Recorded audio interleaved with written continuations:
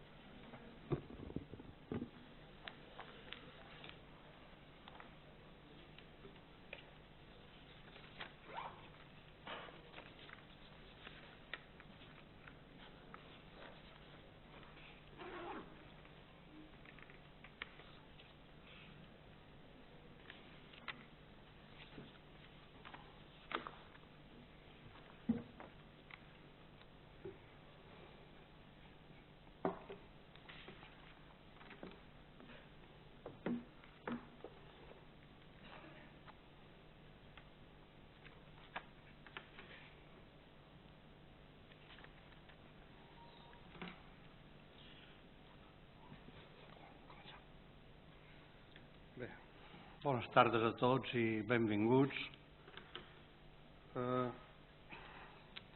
La conferència d'avui l'impartirà el doctor Andrés Jaume i el tema és Sujeto y persona en la filosofía del siglo XX. Una visión a través de Miguel de Unamuno. Andrés Jaume és doctor en filosofia, fa actualment classes de teoria del coneixement al Departament de Filosofia i està molt interessat en la història de la filosofia. Una mostra és la història de la filosofia contemporània, com és Unamuno, el cas Unamuno, no? Ha escrit articles sobre filosofia, podríem dir, continental i també sobre filosofia analítica, sobre els dos mons, per fer-ho breu, no? Va estudiar, va fer la part de la llicenciatura, crec que els 3 darrers cursos de la llicenciatura a la Universitat de Salamanca, no? Els 2 primers els va fer en el nostre departament, el departament de la UIP, i també allà va fer la tesi doctoral. Aleshores, no? El paisatge, no, castellà se li dona per suposat que el té molt fresc, el té viscut, vivència, no? Podria dir vivència. És un excel·lent conferenciant i en defensa de la filosofia és el vicepresident de l'AFIP, de la nostra associació de filosofia de les Illes Balears, i aleshores és un excel·lent lluitador. Sobre Unamuno teniu el tema, no?, de 2 temes importants. Fixeu-vos el tema persona, no?, el tema persona, no? I podríem dir la construcció del subjecte. Però per tothom el tema persona és un tema important. Unamuno era un gran lector, no? Probablement un dels lectors més importants del segle XIX-XX a la pell del Brau, no? A la península Ibèrica. Per exemple, no simplement coneixia la poesia de Maragall, sinó que també quan Segarra tenia 23 anys i va publicar el seu primer llibre, en català el coneixia. És a dir, que ell coneixia, no?, molts idiomes, superava el til, no? El superava, no? Per llegir Kierkegaard va estudiar el seu idioma, no? Etcètera, etcètera. Sabia, doncs, evidentment coneixia el grec, el llatí, i sobretot jo crec que el que durarà, encara que això de fer de profeta és molt difícil, serà la seva poesia, perquè hi havia en aquest temps una gran lluita entre la ciència, sobretot mal entesa, el positivisme, una prosa, també un tipus de novel·les, la prosa, i ell defensava la poesia. Hi havia un gran acord entre els grans poetes castellans, o de llengua castellana, que eren, evidentment, Juan Ramón Jiménez i Antonio Machado. No? Podien dialogar sobre què és la poesia. No? Bé, dit això, llegirem dues poesies. A l'amor de la lumbre, vol dir una ximenea, una estufa. No? Dulcissime vanus Homerus, diu Sant Agustí, un dels seus estudis fonamentals, les confessions. Diu, al amor de la lumbre cuya llama como una cresta de la mar ondea, se oye fuera la lluvia que gotea sobre los chopos, previsora el ama subordenar, se me temple la cama con saumerio. En tanto, la odisea, montes y valles de mi pecho orea, de sus ficciones con la rica trama, preparándome al sueño. Del castaño que más de 100 generaciones de hoja criara y vio morir cabe el escaño, abrasándose el tronco con su roja brasa me reconforta.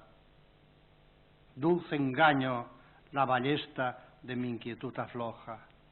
Seria, no, podríem dir, aquell racó càlid allà on Unamuno llegeix. I una altra qüestió és que Unamuno, els seus llibres són del subjecte, però també dels pobles. Ara que tenim el tema de la república, no, en els telediaris, no? Per tant, no simplement del individu, no? Sinó també del ciutadà. Aleshores, ell parla del dolor comú, del dolor comú. Cállate, corazón, son tus pesares de los que no deben decirse. Deja que se pudran en tu seno. Si te aqueja un dolor de ti solo, no acibares a los demás la paz de sus hogares con importuno grito. Esa tu queja, siendo egoísta como es, refleja tu vanidad, no más. Nunca separes tu dolor del común dolor humano. Busca el íntimo, aquel en que radica la hermandad que te liga con tu hermano.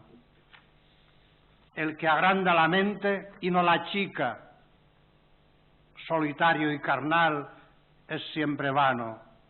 Solo el dolor común nos santifica. Té la paraula el doctor Jacques.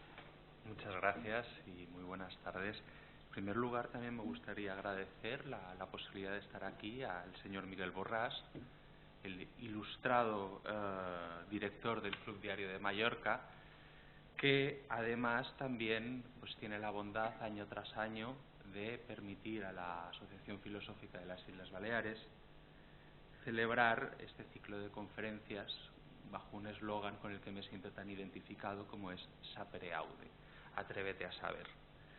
Atreverse, hay que atreverse a muchas cosas.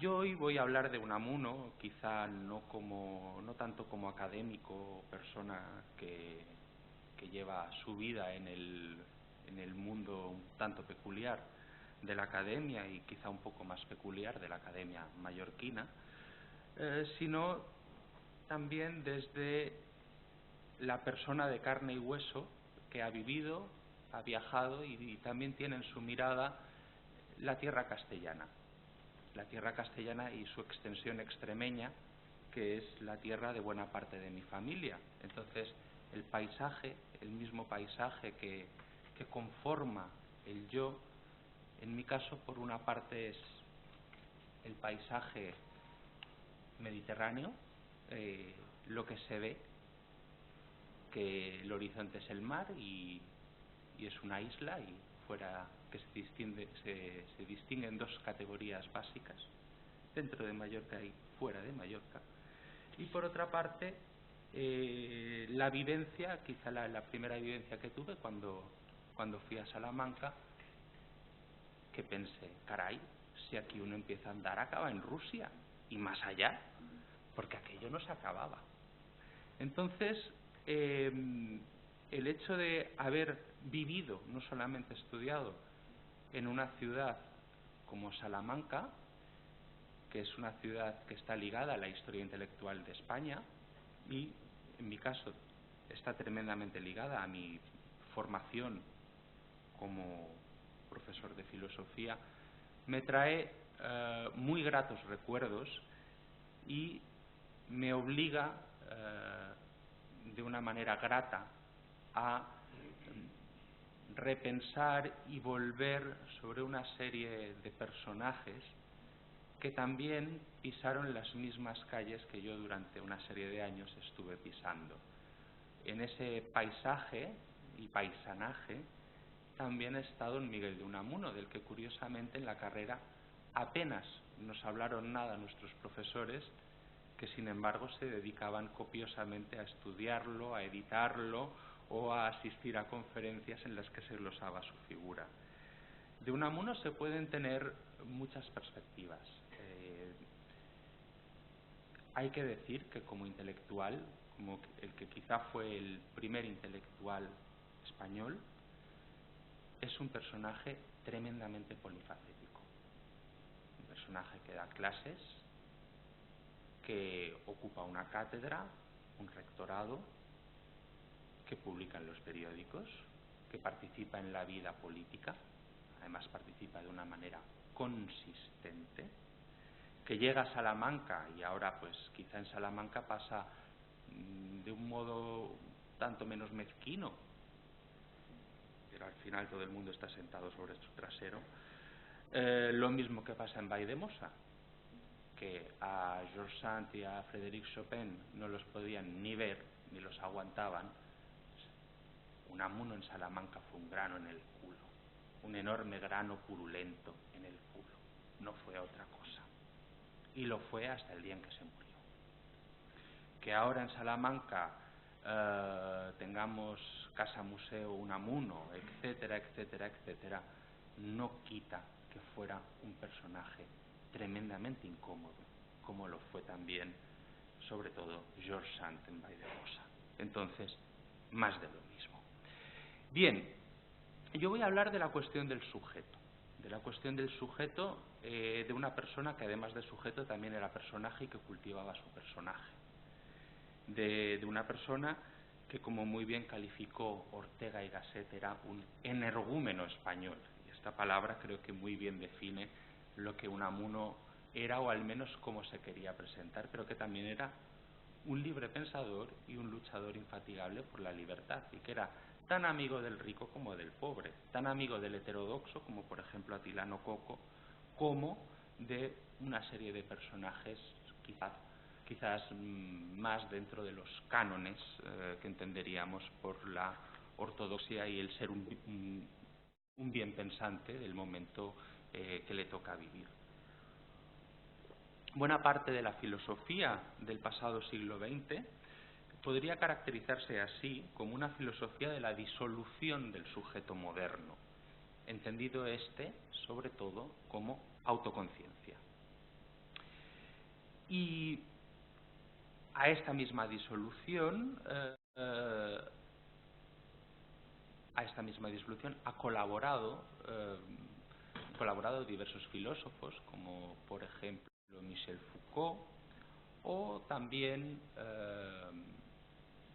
Jean-François Lyotard, o incluso, aunque quizá no tengan tanta conciencia de ello, algunos pensadores dentro de la tradición analítica.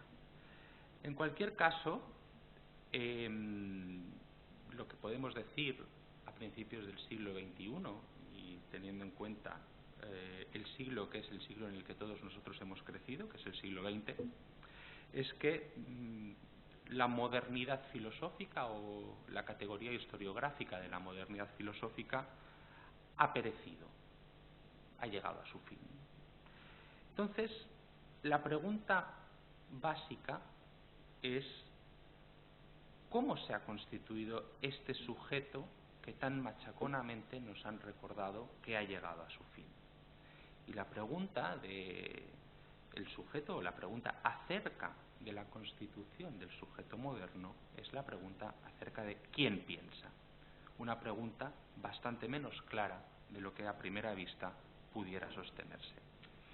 Así, por lo tanto, ¿qué sujeto? No solo sujeto del pensar, sino del mismo conocer, y también sujeto del conocer en tanto que estar radicalmente en el mundo, con una vivencia corporal y con un quehacer constante que va desde el nutrirse o cubrir las necesidades más elementales hasta el tener una buena vida o participar de la experiencia estética y de la vida civil.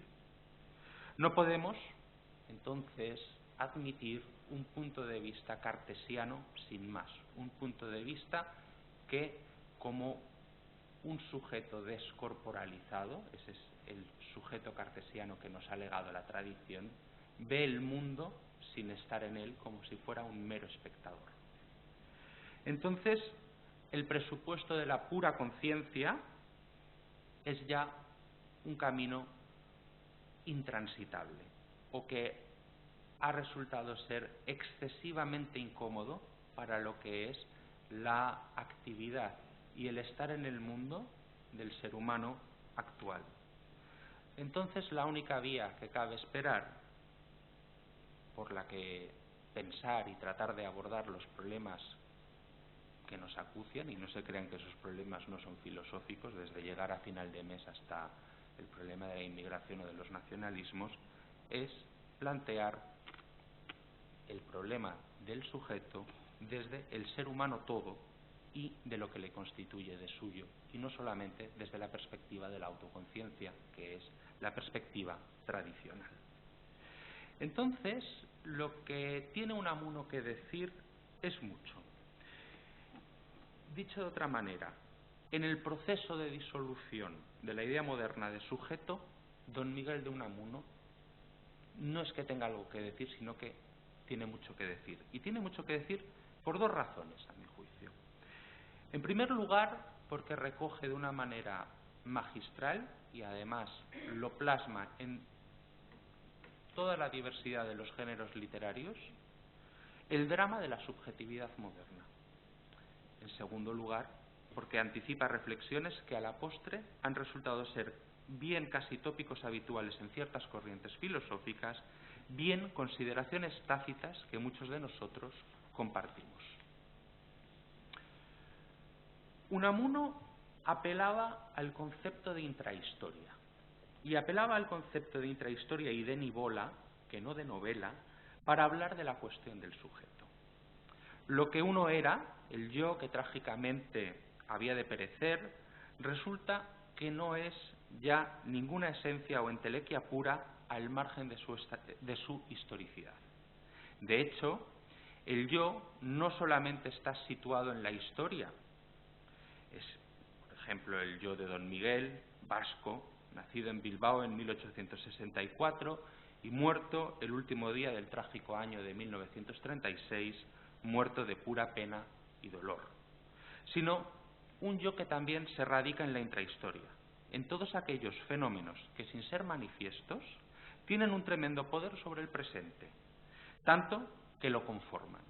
El concepto de intrahistoria es un concepto central para entender la cuestión que aquí se trata. Por lo pronto, intrahistoria no es historia, y sin historia y sin intrahistoria, sin ninguno de estos dos conceptos, uno puede acercarse a una idea cabal de lo que es el sujeto para Miguel de Unamuno. Recuerdo no solamente la conferencia que dio en este mismo lugar don Cirilo Flórez hace una serie de años, en el marco de este mismo ciclo, uno de mis profesores de Salamanca, del que guardo un excelente recuerdo, sino que también recuerdo las conversaciones que pudimos tener a lo largo de los días que se quedó aquí don Cirilo, y también los escritos de este mismo profesor acerca de Miguel de Unamuno. En uno de ellos, en la excelente edición que hace de San Manuel Bueno Mártir, en el prólogo, nos recuerda que el concepto unamuniano de intrahistoria es, según él, la secularización del concepto teológico de salvación. Los espíritus de todos los que han vivido en la historia se sedimentan, y aquí don Cirilo actúa como glosador de Unamuno, se sedimentan, es una palabra muy unamuniana, como se verá después, se sedimentan en la intrahistoria al ser acogidos por la comunidad en el momento de la muerte, pasando a formar la sustancia de la historia del mundo o incluso la historia universal. Lo importante de la intrahistoria, de este concepto sobre el que en parte quiero articular mi exposición a propósito de la noción de sujeto, es que tiene efectos. La intrahistoria, que no es la historia es lo que queda escrito y a lo que nos podemos remitir como documento historiográfico, lo que tiene persona y personaje. La intrahistoria no, la intrahistoria es muy otra cosa, es cosa distinta. La intrahistoria, y esto es lo importante, se liga a la tradición. Conceptos afines pueden ser el concepto de psicología colectiva o el de Volkspsychologie, psicología de los pueblos, un concepto muy en boga a finales del XIX y que es debido, entre otros, al padre de la psicología, a Wilhelm Wundt, ¿no? Y por si fuera la cosa más complicada, don Miguel de Unamuno no nos da una definición como cupiera esperar a propósito del concepto de intrahistoria. De hecho, no cabe esperar definición alguna. Entonces, claro, vaya guasa. Pero no es la cosa tan gratuita. Lo que sí cabe esperar es una pléyade de metáforas que gravitan en torno a la idea de profundidad. No de profundidad en el sentido metafísico o incluso en el sentido despectivo, sino en el sentido más corriente del término. La profundidad del mar o la profundidad del fondo del lago, que sabemos que está ahí, pero que no se ve. La intrahistoria, entonces, tiene que ver con lo que está dado, con lo que los otros nos han traído o con lo que no necesariamente, sabiéndolo, acarreamos. He dicho antes, la historia la conforman los personajes y eso responde a una concepción de la historia prácticamente triunfalista. La historia que algunos quisieron enseñar entendida como la historia de las gestas o la historia entendida como la lista de los reyes godos. La historia, a fin de cuentas, que los historiadores ya no hacen y que están muy lejos de hacer. Ahora bien, la historia de todos y cada uno de nuestros familiares que aquí no están presentes, que probablemente no ocuparán jamás un lugar en un libro de historia, como mucho el único lugar que ocuparán en el mundo del papel y de la tinta es un asiento en el registro civil, en el que figure mejor o peor la fecha de nacimiento y también mejor o peor la fecha de defunción y sus causas. Esos, sus actos, su memoria, lo que nos transmite como persona que ya no está y que todos tenemos en nuestro haber histórico, personal o biográfico, eso es la intrahistoria. El hecho de que ustedes preparen determinadas comidas como la abuela o como el abuelo o como la tía difunta que no tuvo hijos o que disfruten, esto suele pasar en Mallorca, curiosamente a mí nunca me ha pasado, de una tía soltera y rica, pues esto, que tiene efectos, obviamente tiene efectos y para Sa Nostra más, esto es la intrahistoria también. Bien, entonces la intrahistoria no solamente esto tan personal, sino también incluso aquellas cosas que aparecen institucionalizadas de otra manera, es la tradición. En una obra como en torno al casticismo, Unamuno, después de haber abordado la cuestión de la formación del lenguaje científico, a propósito del concepto de tradición, nos dice lo siguiente, y permítanme citar, es un poco largo, pero vale la pena. En este mundo de los silenciosos, en este fondo del mar, debajo de la historia, es donde vive la verdadera tradición, la eterna. En el presente, no en el pasado muerto para siempre y enterrado en cosas muertas. En el fondo del presente hay que buscar la tradición eterna, en las entrañas del mar, no en los témpanos del pasado, que al querer darles vida se derriten, revirtiendo sus aguas al mar. Así como la tradición es la sustancia de la historia, la eternidad lo es del tiempo. La historia es la forma de la tradición como el tiempo de la eternidad. Y buscar la tradición en el pasado muerto es buscar la eternidad en el pasado, en la muerte. Buscar la eternidad de la muerte. La tradición vive en el fondo del presente, es su sustancia. La tradición hace posible la ciencia, mejor dicho, la ciencia misma es tradición. Estas últimas leyes a que la ciencia llega, la de persistencia de la fuerza, la de la uniformidad de la naturaleza, no son más que fórmulas de la eternidad viva, que no está fuera del tiempo, sino dentro de él. Fin de la cita. En torno al casticismo, una obra de 1895, es una obra curiosa y actual. Y permítanme el excursus necesario. Curiosa porque es una obra de lo que podríamos denominar la primera etapa de la filosofía de Unamuno, que adquiere tintes cercanos a un positivismo al que nunca se plegó y, más aún, a una muy peculiar versión del pragmatismo americano que don Miguel leía. Trasluce además su interés por temas afines al mismo positivismo, es decir, el conocimiento científico. En mi opinión, y coincido con don Cirilo Flórez, es un texto muy ligado a sus reflexiones en torno al lenguaje. De hecho, en torno al casticismo está plagado de referencias a el quehacer filológico, entendido como historia de la lengua, que durante muchos años profesó don Miguel de Unamuno en la Universidad de Salamanca. Y obsérvese que aquí la lengua se vincula a los conceptos de tradición o a la creación del lenguaje científico y no, como más adelante sucederá, al hecho de narrar.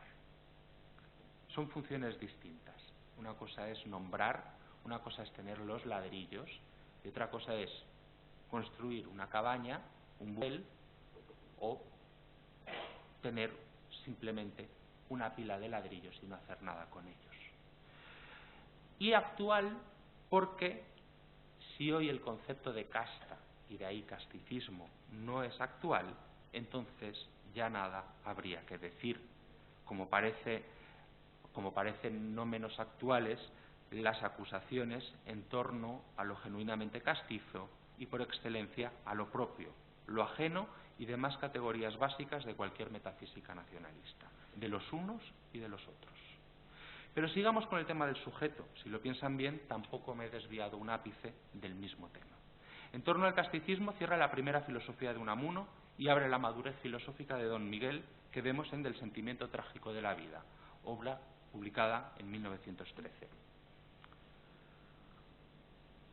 Y en esta obra, en Del sentimiento trágico de la vida, es el sujeto el tema filosófico por excelencia. Por lo pronto, sujeto es aquello que es, y si hay un concepto fundamental en filosofía, es el concepto de substancia, que dicho sea de paso, lo es por analogía con el sujeto que aparece como protagonista en la modernidad y que hoy, por vía negativa, estamos bregando con él y ya definitivamente condenado a un proceso de solución o al menos de liquidación, no sé si por cierre del negocio o por cambio de estado, como ha mencionado en alguna ocasión Zygmunt Bauman. Por lo pronto el yo, el sujeto, es lo que permanece ante todo cambio. Resulta que es más bien una narración puramente contingente y no menos frágil. El sujeto es, a la postre, el tema de una obra como Amor y Pedagogía, el sujeto novelado y en formación. El sujeto también como persona es el tema de las novelas de Niebla, de 1914, de Abel Sánchez, de 1917, o de La tía Tula, de 1921. Y no quiero quitarle peso a la obra novelística y literaria de Unamuno, pero comprenderán que también uno tiene sus defectos de formación y me resulta más afín los textos ensayísticos que los textos novelísticos. Aún así, no puedo sino advertir que un conocimiento de el pensamiento de Miguel de Unamuno pasa necesariamente por la poesía, la literatura y el teatro como opciones genuinas de Miguel de Unamuno, y no menos, y esto es una faceta que no habría que olvidar jamás, por la actividad periodística y política de Unamuno. Es fundamental. Una construcción o un ensayo filosófico sobre Unamuno únicamente centrado en el ensayo, sin tener en cuenta todo lo demás, es hacer una parodia que dice muy poco acerca de la verdad o del pensamiento que pueda desligarse o destilarse mejor de las obras ensayísticas de Miguel de Unamuno. Volvamos al sentimiento trágico de la vida. Es esta una obra filosófica, al menos una obra filosófica para el buen entender de los profesionales del ramo e incluso para los inquisidores que también tenemos en nuestro ramo. En ella, Unamuno aborda la cuestión antropológica. O de otra manera, la metafísica y la teoría del conocimiento, los palos típicos de la filosofía académica, en los que todos los profesores nos vemos obligados de un modo o de otro, no solo a cultivar, sino a profesar, se resuelven en una antropología preocupada por el destino del hombre, que ahora es un hombre de carne y hueso. En efecto, el ser humano todo y no la conciencia. Ese es el punto de partida. Así, el sentimiento trágico de la vida tiene ese inicio tan conocido por los lectores de Unamuno, que ustedes tampoco tienen por qué conocer, pero que yo muy a gusto sí que leo, porque la verdad cada vez que lo leo me emociona, y es el siguiente. Homo sum nihil humani a me alienum puto, dijo el cómico latino. Y yo diría más bien nullum hominem a me alienum puto. Soy hombre, a ningún otro hombre estimo extraño. Porque el adjetivo humanos me es tan sospechoso como su sustantivo abstracto humanitas, la humanidad. Ni lo humano ni la humanidad, ni el adjetivo simple, ni el substantivado, sino el substantivo concreto, el hombre de carne y hueso, el que nace, sufre y muere, sobre todo muere, el que come y bebe y juega y duerme y piensa y quiere, el hombre que se ve y a quien se oye, el hermano, el verdadero hermano, yo, tú, Héctor mío, aquel otro de más allá, cuantos pensamos sobre la tierra. Y este hombre concreto, de carne y hueso, es el sujeto y el supremo objeto a la vez de toda filosofía, quiéranlo o no, ciertos sedicentes filósofos. Fin de la cita. El hombre, entonces, es considerado en esta reflexión desde su concreción. Yo, tú, él, el hermano, y se añade además una dimensión que tendrá no poca repercusión en la filosofía del pasado siglo XX, la muerte. Es este un concepto ambivalente, porque del mismo modo que hablamos de la muerte, debemos hacer referencia a la vida. Y así el hombre es ante todo el que vive, el que quiere persistir y el que se ve amenazado por la posibilidad de dejar de ser. Incluso el tema de la religión, y más concretamente del cristianismo, se articula en torno a este concepto, la muerte y la vida eterna. El cuerpo, otro de los temas que nos recuerda no solo este texto, sino también el Cristo de Velázquez, cuando dice revelación del alma que es el cuerpo, la fuente del dolor y de la vida, inmortalizador cuerpo del hombre, carne que se hace idea, ante los ojos cuerpo de Dios, el Evangelio eterno, es precisamente para el cristianismo el misterio de la resurrección. El cuerpo resucita y el hombre alcanza la vida eterna. O sea, su personalidad, la misma que lucha en Unamuno por no desaparecer, pervive. El problema no es otro que creer o no creer. Y Unamuno ensaya eso mismo. De ahí que la antropología que presenta en la citada obra reaparezca en esa misma antropología un principio fundamental, el conatus spinozio. Y así nos dice, a propósito de Spinoza y de su principio del conatus, lo explica magistralmente bien Unamuno, y permitan que les atosigue con una cita más. Quiere decirse que tu esencia, lector, la mía, la del hombre Spinoza, la del hombre Butler, la del hombre Kant y la de cada hombre que sea hombre, no es sino el conato, el esfuerzo que pone en seguir siendo hombre, en no morir. Es decir, que tú, yo y Spinoza queremos no morirnos nunca, y que nuestro anhelo de nunca morirnos, es nuestra esencia actual. Veamos cómo sigue la historia. En un momento dado, en el capítulo 17 de una novela como Niebla, encontramos un diálogo entre Augusto, personaje principal, y Víctor, amigo de Augusto. En ese mismo capítulo, Víctor dice que está recogiendo materiales para una novela. Ante la pregunta acerca del argumento, Víctor responde que no hay argumento, que se va haciendo este. En consecuencia, le dice a Augusto, esto no es una novela. A lo que contesta Víctor que es una nivola. Al despedirse ambos amigos, piensa Augusto, ¿y esta, mi vida, es novela, es nivola o qué es? Y entonces, la pregunta que podemos plantearnos es la siguiente. Y si no hay argumento, no hay forma, no hay nada dado de antemano que deba ser ejecutado, entonces, para Unamuno, el problema no es la libertad radical de Sartre. No hace esa misma lectura del drama de la existencia. Aunque la libertad, incluso el liberalismo, era el final de su vida. También Unamuno militó una época en el Partido Socialista, luego se vio desencantado, algo que no fue nada extraño en muchos de los intelectuales españoles del siglo XX, y participó en política durante la Segunda República,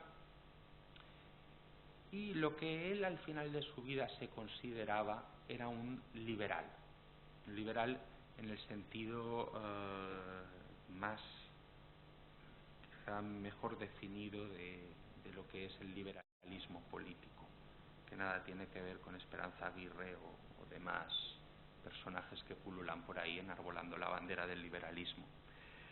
Por si fuera poco, claro, lo que ha aparecido recientemente es la correspondencia entre Unamuno y don Indalecio Prieto, el mismo que dijo socialista a fuer de liberal. Y en esa correspondencia, tanto Prieto hacia Unamuno como Unamuno hacia Prieto, se ve que había una amistad entre ambos hombres, y sobre todo una admiración de Prieto por Unamuno digna de tener muy en consideración a la hora de considerar o a la hora de pensar el tema de la política en Unamuno. Entonces, ya he dicho, después de este excursus, que el problema no es la libertad radical en el sentido sartreano, sino que el problema es la agonía,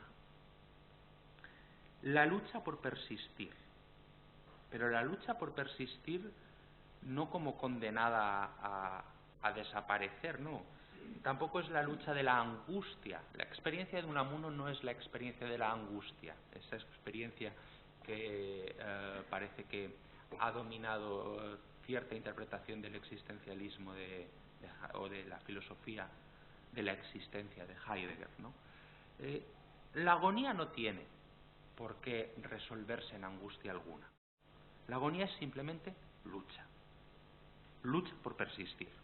De ahí que también en los capítulos finales de Niebla aparezca el mismo don Miguel como personaje, hablando con Augusto, incluso discutiendo con él, y le dice ahí a Augusto, el personaje de la novela, a Miguel de Unamuno: no sea, mi querido don Miguel, que sea usted y no yo el ente de ficción, el que no existe en realidad, ni vivo ni muerto. Eso es lo que le contesta Augusto a don Miguel en el capítulo 21 de Niebla. Y ahora quizá el público se extrañará un poco, pero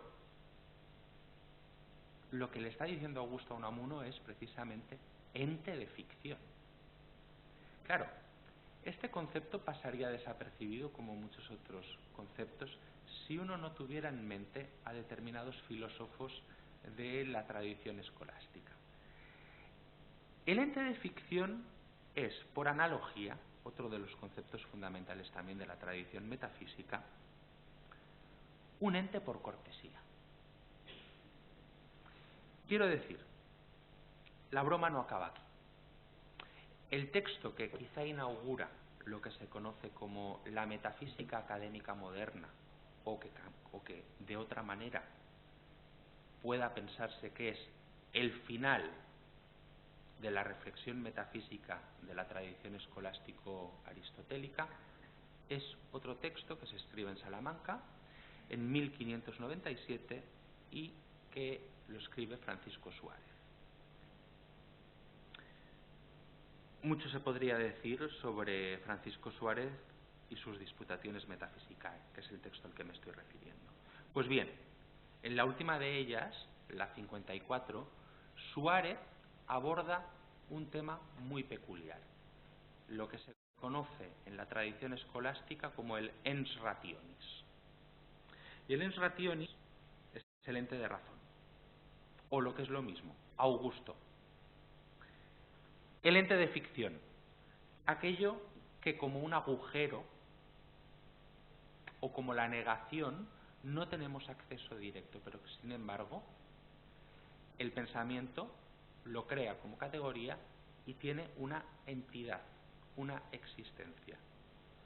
Ustedes pueden pensar como problema metafísico qué cosa es un agujero, y será una no cosa, ¿no?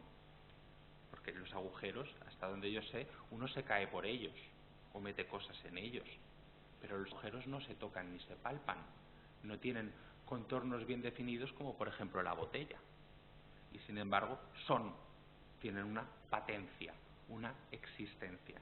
Pues bien, el sujeto que tiene patencia, que existe, ese mismo sujeto que también desaparece en la narración, que no tiene ya una esencia, tiene efectos.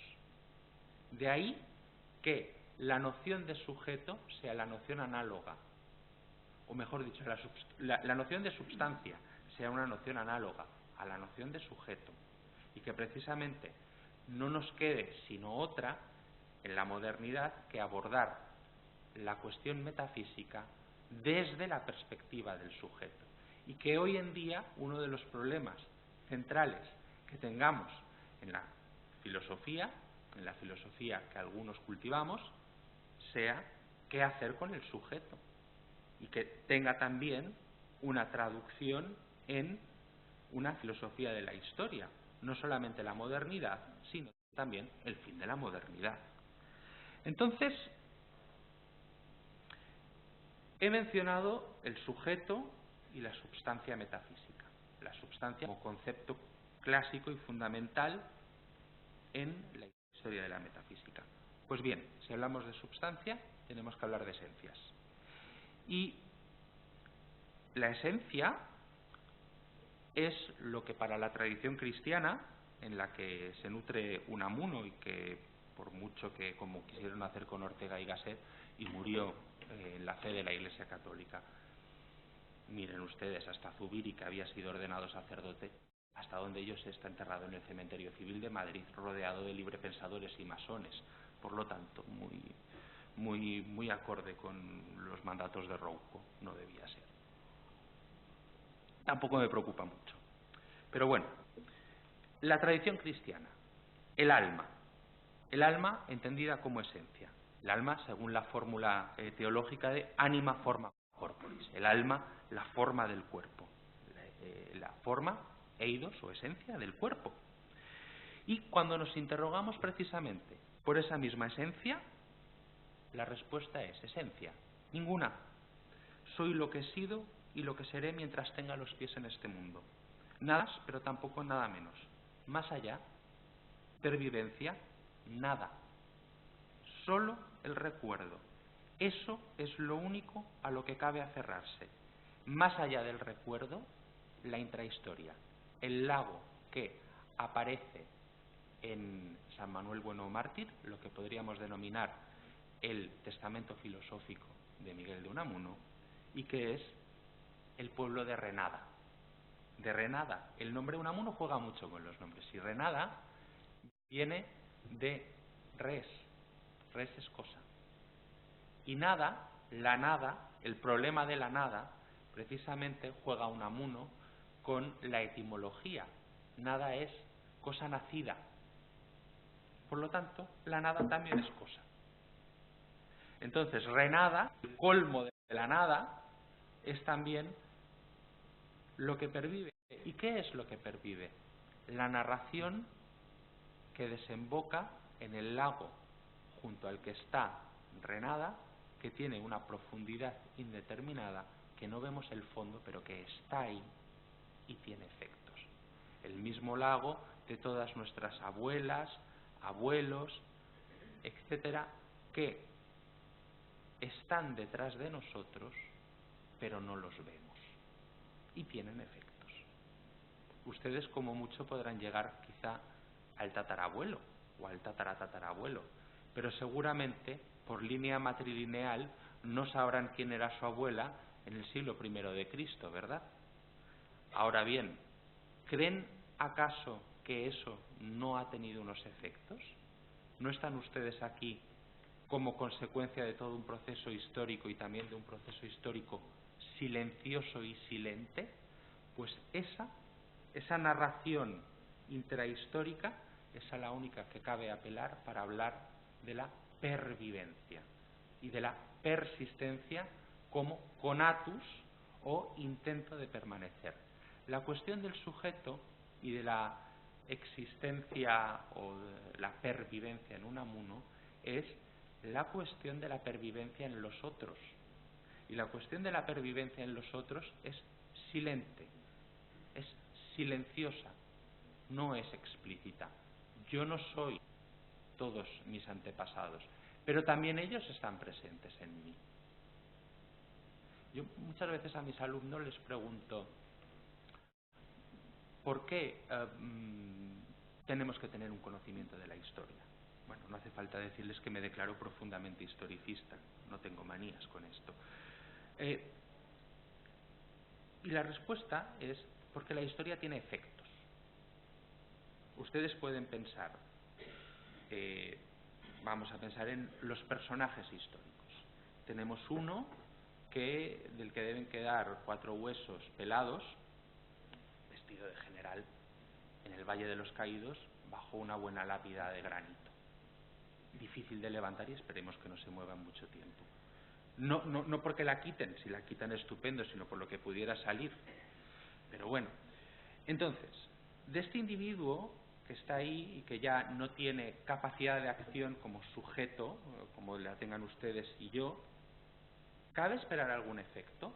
Sí, claro que cabe esperar algún efecto. Como cabe esperar efectos de Carlos V, de Felipe II y de cualquiera que hubiera estado en el pasado. Siguen teniendo efectos sobre el presente, aunque ya no estén. Eso es historia. Es historia en el sentido de que podemos documentarlo, pues pienso, alguna de las disposiciones de Franco, bueno, alguna tal como quién es el jefe del Estado, sigue teniendo efectos. El jefe del Estado es el rey y el rey actual es hijo del rey anterior que fue designado por Franco. Franco está muerto, no tiene capacidad de obrar, pero sigue actuando. Lo mismo sucede con cualquier otro personaje histórico. Eso es una manera de pervivir. Por supuesto que supone la disolución de la conciencia personal. Ya he dicho que el sujeto no era solamente autoconciencia, pero sigue teniendo efectos. Unamuno, en El sentimiento trágico de la vida, dice que a él lo que le interesa es el Cristo histórico. Ustedes recordarán, hace unos años salió el libro este, que en teoría tenía que ser rompedor, de José Antonio Págola, Vida de Jesús o algo así. Y las autoridades eclesiásticas, uno de los argumentos que daban es que separaba excesivamente el Jesús histórico de el Cristo de la fe. Bien, el problema en la época de Unamuno está presente también. Es un problema que aparece con Renan y la vida de Cristo, y hay una discusión histórico-teológica que tiene que ver acerca de si Cristo existió. Si Jesús de Nazaret, hombre de carne y hueso, al margen de todo lo otro, existió, o por el contrario no existió, y podemos pensar que fue pues alguien como Ulises, ¿no? Y Unamuno dice con cierta sorna, Unamuno era un excelente lector de teología protestante liberal, la conocía suficientemente bien. Dice: yo creo en el Cristo histórico, claro que sí, pero nadie le preguntó qué era el Cristo histórico. Obviamente, Unamuno no refería al hombre de carne y hueso que existió o no existió, sino al que tuvo efectos, al que hicieron que existiera. Eso es un ente de ficción, un ens rationis suareciano. Pero fíjense, no es una fábula inocente los efectos que ha tenido. Yo recuerdo cuando le dije a una abuela mía: abuela, no hace falta que te preocupes por el purgatorio porque el Papa lo ha cerrado. Mi abuela se levantó de la butaca y dijo: ¿y quién es el Papa para cerrar el purgatorio? Exactamente lo mismo. Entonces, más allá, pervivencia, absolutamente nada. La única identidad que tenemos es la identidad narrativa. En definitiva, aunque esa genere angustia y se revuelva agónicamente en aras a persistir y no disolverse en la nada, esa es la identidad que cada uno de nosotros somos. No hay esencia. El principio de individuación que planteaba Tomás de Aquino y algunos escolásticos tampoco importa. No hay esencia porque no hay alma separada del cuerpo o que informe una determinada corporalidad, sino simplemente hay narratividad. Y lo más importante, la narratividad se constituye con los otros y se constituye con el lenguaje, que no es ningún producto de una mente particular, sino que tiene que ver con una comunidad que habla. El lenguaje, como dice Wilfrid Sellars, es un logro intersubjetivo. Permítanme concluir. Ha quedado patente que es el sujeto y que es la persona para don Miguel de Unamuno. Al menos yo lo he intentado. Sujeto, persona y personaje, es decir, narración. No quisiera irme sin hacer una referencia al contexto del pasado siglo XX, el siglo en el que muchos de los aquí presentes nacimos y nos vamos, el siglo en el que ya no vivimos, pero que sin embargo tiene efectos. Tanto Unamuno como Ortega desarrollan desde una filosofía muy peculiar lo que será un tema central para el pensamiento del siglo XX y que en la tradición analítica solo aparecerá en el último cuarto del pasado siglo bajo el rubro de externismo. Tesis de importantes consecuencias semánticas y epistemológicas. Pero hay un campo, antes de la cuestión del sujeto, que ha tenido una importante relevancia para la propia autoconcepción del ser humano y para el análisis del concepto de sujeto. Es el psicoanálisis.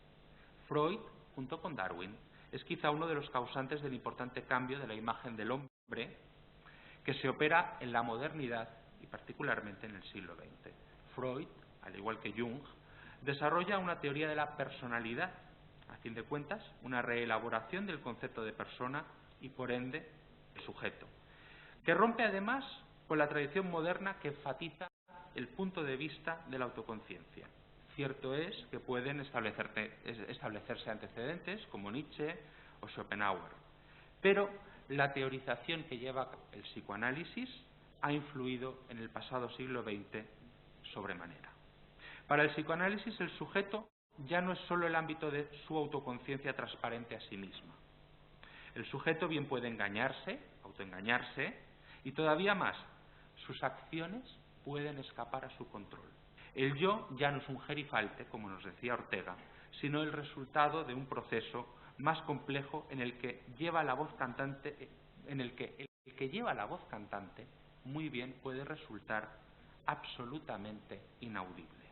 El psicoanálisis de Freud, frente a la idea asentada del yo y de la persona autoconscientes, sitúa la preeminencia de lo inconsciente.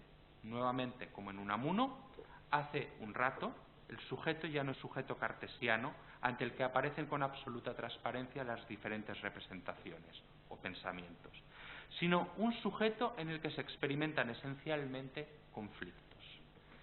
De otro orden que en Unamuno, si así se quiere, pero conflictos y agonía, no de agonizar irremediablemente, sino de lucha y tensión dialéctica y polémica. El yo aparece atrapado entre el deseo, lo reprimido y la norma o el deber. En suma, un yo trágico, más trágico si cabe que durante toda la modernidad. Así las cosas, no parece que la autoridad epistémica del sujeto cognoscente sea un tema fácil de por sí. Ha quedado ya claro que en Unamuno el yo agoniza y que el yo mismo que quiere perpetuarse tiene unos límites que escapan a la autoconciencia. Tiene raíces, cual palafito, hunde así sus pilares en el centro, en el fondo cenagoso del lago, o, como en Renada, el pueblo de San Manuel, bueno mártir, orilla el mismo lago que tiene siempre de frente. El psicoanálisis ya puso de manifiesto la incapacidad justificatoria del propio sujeto. Muy bien puede ocurrir que la denominada autoridad epistémica de primera persona no sea tal autoridad, pues alguien, por ejemplo, mi psicoanalista, puede conocer mejor que yo mis propios contenidos mentales. Y si la cuestión esencial y definitoria de la epistemología moderna es el problema de la justificación, eso a fin de cuentas es justificación epistémica, ¿con qué derecho puede atribuirse toda fuerza justificatoria de cualquier proposición, de cualquier pensamiento, al sujeto autoconsciente? La respuesta no es menos unamuniana. Nos las vemos con las palabras, no con los hechos. O si se quiere, son las palabras los mismos hechos. Y aquí que tienen historia estas mismas palabras, incluso tradición e intrahistoria. De modo que vérselas con nosotros mismos y con el mundo es vérsela con la moneda corriente de nuestras transacciones con el mismo mundo. Nada de una selva negra de la hermenéutica, brumosa y cautiva de sí misma, pero tampoco un paisaje desértico que a buen seguro estará plagado de espejismos. Si algo constituye nuestro quehacer es aclararnos en nuestro momento a través de nuestro medio, que es el lenguaje. Por si fuera poco, también tenemos las contribuciones de la sociología del conocimiento, que ha puesto en entredicho la misma noción de sujeto y no menos ha cuestionado su dimensión social.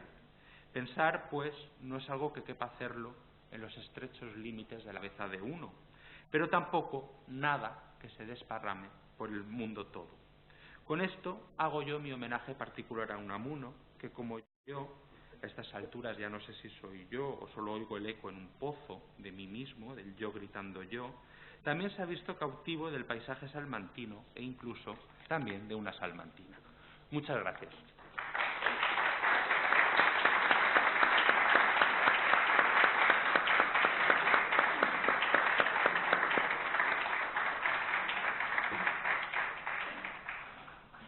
Molt bé, s'obri un torn de paraules. Moltes gràcies per la seva excel·lent conferència. Torn de paraules. Hola, buenas tardes. Bueno, enhorabuena por tu conferencia. Vamos a ver, un libro que me parece fundamental para entender a Unamuno en su complejidad es el de Carlos Blanco Aguinaga, el Unamuno contemplativo. Si dentro de este proceso dialéctico que has explicado también, esa lucha por una parte por conservar el yo, esta anécdota que contabas al final del pozo, que es que por lo visto fue a un convento, no sé si San Esteban, sí, y entonces le enseñan los frailes un pozo y dice, bueno, y tiene muy buena acústica, pruebe, don Miguel. Entonces lo que se le ocurre decir es, yo, que no me quiten mi yo.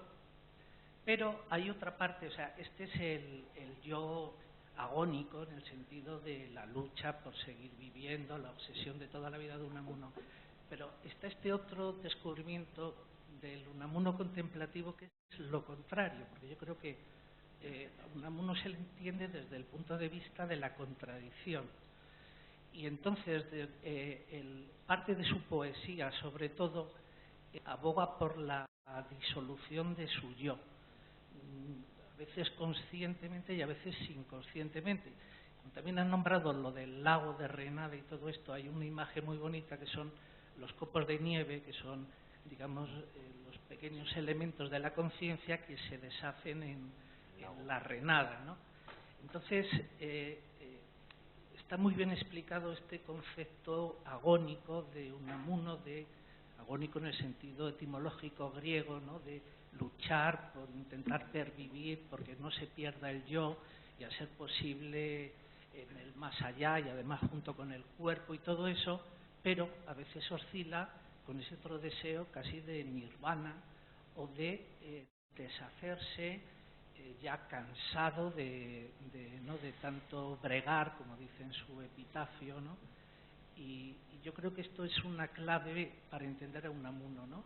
Unamuno era una contradicción andante, y si no se le entiende, si no se tiene en cuenta este aspecto, que era una cosa y la otra, creo que no se le entiende cabalmente. Gracias. Muchísimas gracias por tu intervención, porque realmente es que no solamente aportas claridad a mis palabras, sino también me aportas mucha más claridad a mí mismo. Yo no he querido, y he estado tentado, de hecho en clase como que dispongo de más de una hora y mis alumnos ya están más que acostumbrados a mis excentricidades, contar las anécdotas, que no me parecen accidentales, ni mucho menos, porque como muy bien dices, era una contradicción andante. Y Unamuno solamente se entiende desde la contradicción de esto y lo otro.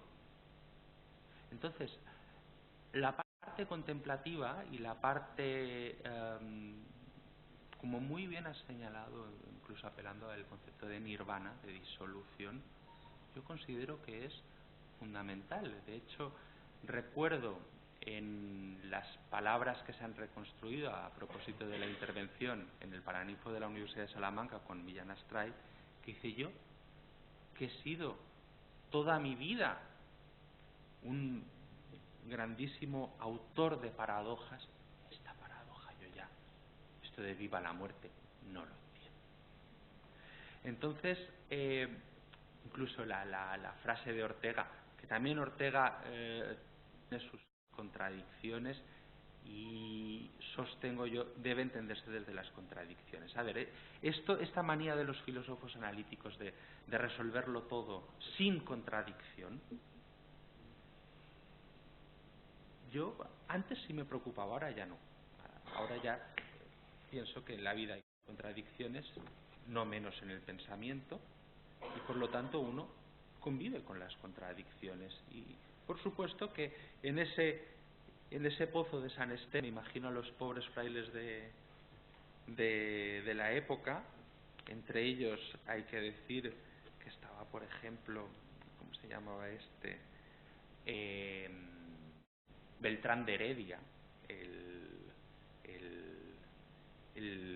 cronista de la Universidad de Salamanca. O como me contaron, es que me lo contó don Cirilo también cuando vino, que dijo, yo es que tuve de profesor al padre Fraile. El padre Fraile decía que cuando iba a París se iba a la tumba de Jacques Tempier, pisaba encima, decía, ¡muérete en el infierno! Claro, Jacques Tempier, que había condenado las tesis en 1277, las tesis de Tomás de Aquino. Un dominico, si algo tiene que hacer, es defender a Tomás de Aquino. Otras cosas son prescindibles, pero no esto. Entonces, los frailes de San Esteban, me los imagino yo, con don Miguel de Unamuno, que era una paradoja andante, viendo cómo su yo se disolvía en el pozo y le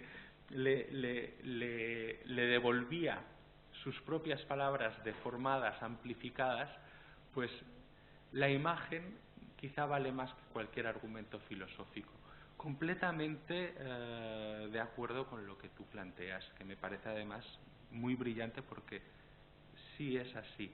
Creo que también la idea de narratividad, de que un yo que se construye como narración y que en una misma narración no hay más unidad narrativa que la identidad biográfica, pero ya no es ni alma ni esencia. Exacto, es el eco, es lo que suena y lo que cabe interpretar, y que incluso cuando te refieres al principio de la narración ya no puedes estar en el propio principio, sino que estás al final reconstruyendo constantemente. Completamente de acuerdo contigo, muchas gracias. Sí, més preguntes?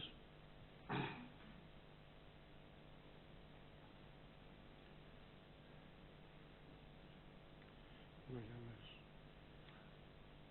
Una pregunta. Puc fer algunes? Sí. Bé, jo crec que tot gira més bé que entorn d'agonia, gira entorn de paradoxa, de paradoja. I si s'entén com agonia, seria l'agonia d'un drama, però és una situació de finals del segle XX, perdó, del final del segle XIX, principis del segle XX, i aquesta situació, no, diu la raó és producte social. És a dir, aleshores, tampoc no és que sigui una cosa tan, podríem dir, tan vaga, no? Sinó que en aquell moment hi havia una crisi que produïa suïcidis, no? Una crisi de valors, suïcidis de tot tipus. Com ho veus, això? Jo ho veig com tu en el sentit vull dir, ja he dit que per entendre Unamuno tan important és la lectura dels assajos com la mirada sobre la seva activitat política i publicista. Ahir tenia un problema molt seriós. I tu ben dius, ahir hi havia suïcidis, ahir hi havia monarquia, ahir hi havia república. Quan comença la guerra civil, ell veu com assassinen vilment a Castro Prieto, el batlle republicà de Salamanca. No ho entén. Ahir veu com es carreguen el rector de la Universitat de Granada, catedràtic de dret civil, si no vaig errat, que havia estat deixeble seu. Ell, el dia de Millán Astray, du a la butxaca de la seva americana, bé, anava en toga, però du a la butxaca la carta de la dona d'Atilano Coco per defensar Atilano Coco, que havia estat afusellat ja, i ell no ho sabia, vilment assassinat en el camí de la carretera de Salamanca a Valladolid per maçó. Això són els problemes reals. Clar que sí. Però, ja he dit, és un personatge polièdric. De la mateixa manera que, com va fer l'Ain Entralgo, que també tots els meus respectes cap a l'Ain Entralgo, però no és una persona que estigui agonitzant, sinó agonitzant del sentit de lluitar. Està lluitant. Quan se va desterrat, diu, y volveré no con mi libertad, sino con la vuestra. Aquests són els problemes.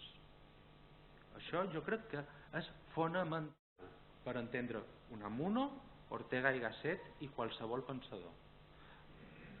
Un altre tema del que no hem parlat, el paisatge. Ell coneix Espanya i Portugal a la perfecció. Havia estat a Mallorca. Se documenta. La qüestió per les llengües de la península ibèrica.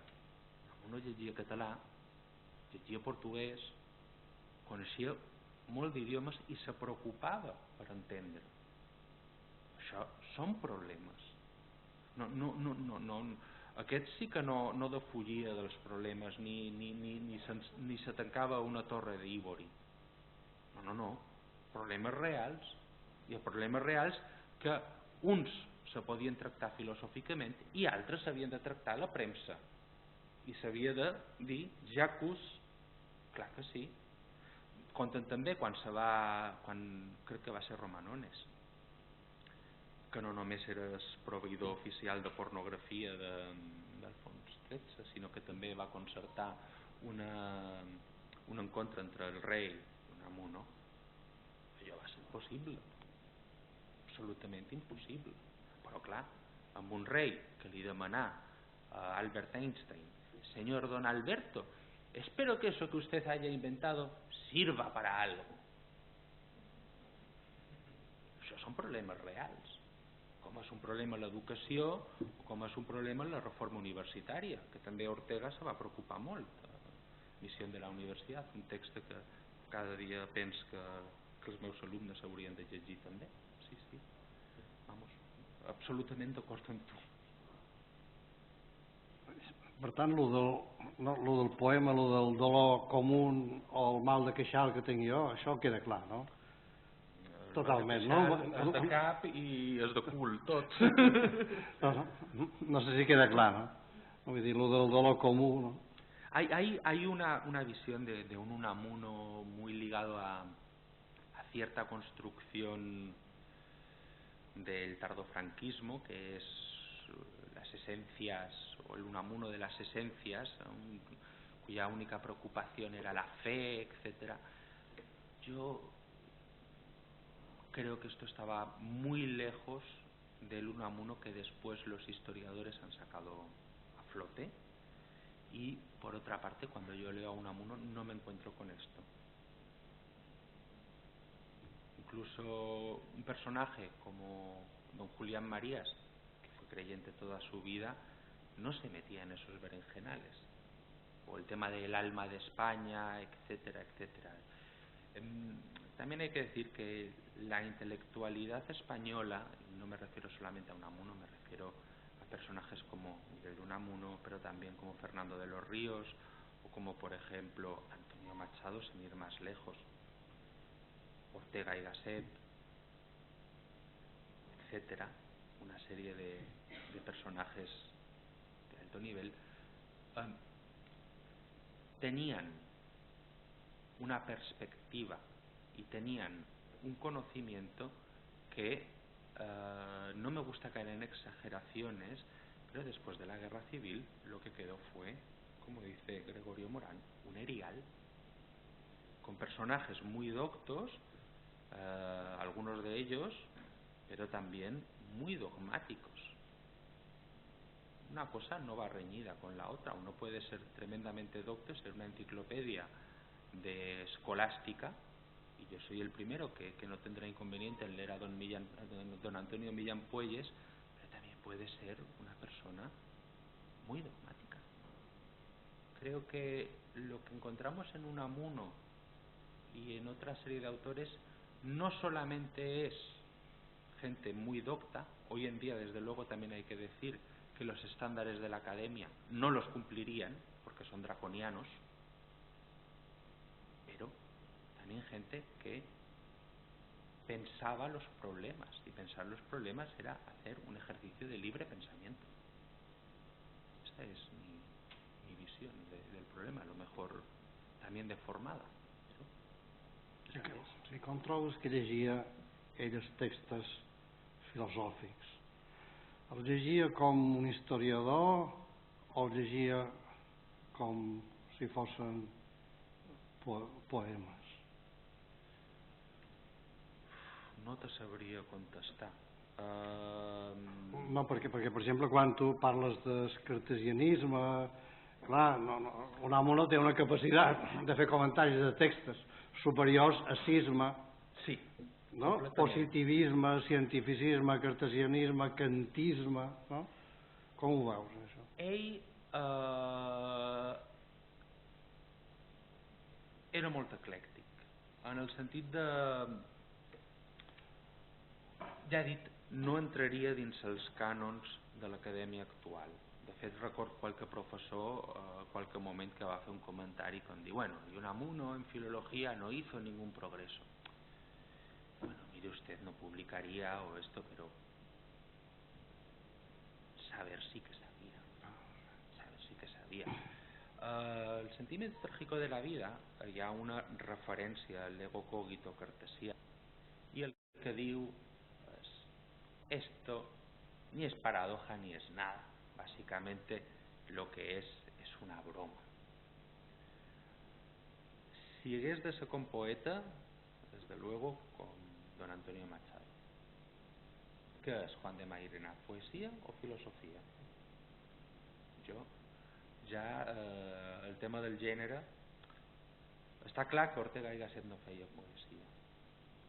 Ara bé, també he sentit dir jo qualque professor, qualque company nostre, era un periodista. Pues yo qué quiere que le diga, prefiero el que es filosofía que el ser y el tiempo de Heidegger. Lo siento mucho, ahí sí que no tengo manías. Y prefiero la actitud que tuvo Ortega y Gasset durante el franquismo, a pesar de sus ambivalencias, que la actitud que tuvo Martin Heidegger, por supuesto. ¿Alguna pregunta més? Bé, doncs, moltes gràcies. Moltes gràcies.